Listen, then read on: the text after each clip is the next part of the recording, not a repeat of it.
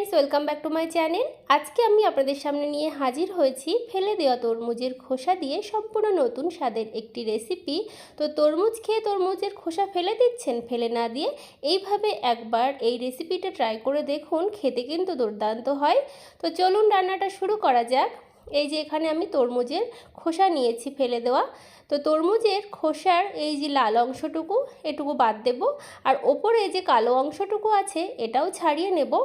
নিয়ে আমি আপনাদের সামনে ফিরে আসছি। তো দেখুন বন্ধুরা, তরমুজের খোসাগুলো আমি এরকম ছোট ছোট করে ডুমো ডুমো করে কেটে নিয়েছি। লাল অংশটা তো বাদ দিয়েছি, সাথে কালো অংশটাও বাদ দিয়ে এরকম ভালো করে কেটে ধুয়ে নিয়েছি। সাথে একটা আলু নিয়েছি এরকম ডুমো ডুমো করে কেটে ছোট ছোট করে। তো আলু আপনারা না চাইলে নাও দিতে পারেন, তবে আলু দিলে খেতে কিন্তু ভীষণ ভালো লাগবে। তো আমি রান্নাটা চিংড়ি মাছ দিয়ে করব। তো এখানে আমি চিংড়ি মাছ ভালো করে বেছে ধুয়ে পরিষ্কার করে নিয়েছি, আর চিংড়ি মাছের মাঝখানে শিরাটাও ফেলে দিয়েছি। এবারে চিংড়ি মাছটা আমি নুন হলুদ দিয়ে মেখে নেব। তার জন্য দিয়ে দিচ্ছি নুন, আর দিলাম পরিমাণ মতো হলুদ গুঁড়ো। নুন হলুদ দিয়ে ভালো করে মেখে নিলাম। এবারে কড়াইতে আমি সর্ষের তেল দিয়েছি, চিংড়ি মাছগুলো ভেজে নেব। তবে বন্ধুরা, চিংড়ি মাছ বেশি ভাজবো না, চিংড়ি মাছ বেশি ভাজলে শক্ত হয়ে যায়। তো সেই অনুযায়ী আমি চিংড়ি মাছটা ভেজে নিচ্ছি হালকা করে। তো দেখুন বন্ধুরা, চিংড়ি মাছগুলো আমি ভালো করে ভেজে নিয়েছি। এবারে একটা পাত্রে চিংড়ি মাছগুলো আমি তুলে নিচ্ছি। কড়াইতে আমি আরেকটু সর্ষের তেল দিয়েছি, ফোড়নে দিচ্ছি সর্ষে, কালো জিরে, আর দিচ্ছি একটা শুকনো লঙ্কা ফাটিয়ে। ফোড়নটা ভালো করে ভেজে নিয়েছি। এবারে ডুমো করে কেটে রাখা আলুগুলো দিয়ে দিলাম। আলুগুলো দিয়ে কিছু সময় আমি নাড়াচাড়া করে নিচ্ছি। আপনারা যারা এখনও এইভাবে ফেলে দেওয়া তরমুজের খোসা দিয়ে এই রেসিপিটা ট্রাই করেননি, অবশ্যই ট্রাই করতে পারেন। খেতে কিন্তু ভীষণ সুস্বাদু হয়, গরম গরম ভাত রুটির সঙ্গে কিন্তু ভীষণ ভালো লাগবে। দিয়ে দিলাম চেরা কাঁচা লঙ্কা। রান্নাটা খুবই কম তেল মশলায় করব। তো এই গরমে কিন্তু এই রান্নাটা ভীষণ ভালো আমাদের শরীরের পক্ষে, অবশ্যই আপনারা ট্রাই করবেন। কাঁচা লঙ্কা দিয়ে কিছু সময় ভেজে নিয়েছি। এবারে টুকরো করা তরমুজের খোসাগুলো দিয়ে দিলাম, দিয়ে ভালো করে ভেজে নেব কিছু সময় ধরে। তরমুজের খোসাগুলো আমি কিছু সময় ভেজে নিয়েছি। এবারে দিয়ে দিচ্ছি স্বাদ মতো নুন, আর দেব পরিমাণ মতো হলুদ গুঁড়ো। নুন হলুদ দিয়ে আরও কিছু সময় ভেজে নেব তরমুজের খোসাগুলো। ভাজতে ভাজতে কিন্তু জল ছেড়ে দেবে তরমুজের খোসা, কেননা জলীয় সবজি। তো সেই অনুযায়ী জলটা যতক্ষণ না টানছে ততক্ষণ আমি ভেজে নেব ভালো করে।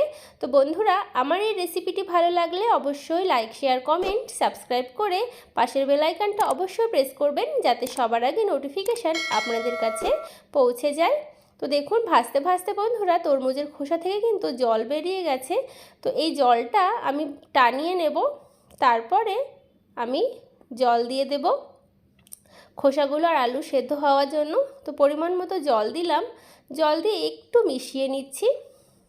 এই সবজিটা কিন্তু অবশ্যই আপনারা বাড়িতে একবার ট্রাই করবেন, খোসাটা না ফেলে দিয়ে। ফেলে দেওয়া খোসা দিয়েও যে এত সুস্বাদু রেসিপি হয়, আপনারা ট্রাই না করলে কিন্তু বুঝতেই পারবে না।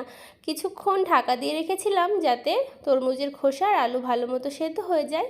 দেখুন, খোসাগুলো ভালো মতো সেদ্ধ হয়ে গেছে। আপনাদের ভেঙে দেখাচ্ছি, আলুগুলোও ভালো মতো সেদ্ধ হয়ে গেছে। একটু ভেঙে দেখালাম।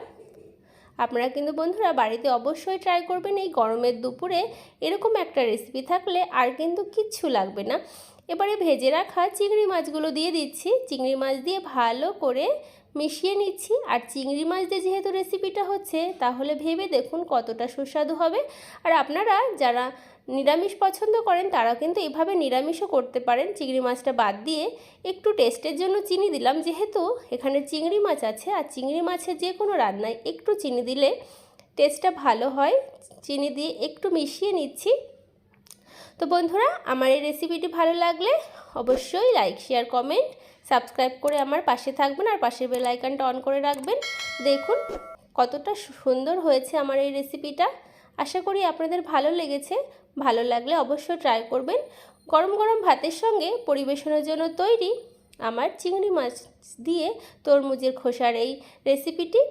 তো আপনারা বাড়িতে ট্রাই করবেন, ট্রাই করে আমাকে কমেন্ট বক্সে জানাবেন আপনাদের কেমন লাগলো। আর ভালো লাগলে লাইক, শেয়ার, কমেন্ট, সাবস্ক্রাইব করতে ভুলবেন না। আপনারা সকলে ভালো থাকবেন, সুস্থ থাকবেন। দেখা হবে অন্য কোনো নতুন ভিডিও নিয়ে। আজ তবে বিদায় নিচ্ছি বন্ধুরা। টাটা, ধন্যবাদ।